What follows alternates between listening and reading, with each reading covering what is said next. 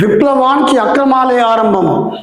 క్రమం తప్పిన ప్రజాస్వామ్యం, క్రమం తప్పిన రాజకీయం, క్రమం తప్పిన ప్రభుత్వ విధానం తిరిగి ఎప్పుడైతే సక్రమానికి శ్రీకారం చుడతాయో అప్పటి వరకు ఉద్యమాలు విశ్రమించవు, విప్లవాలు ఊపిరి విడిచిపెట్టవు.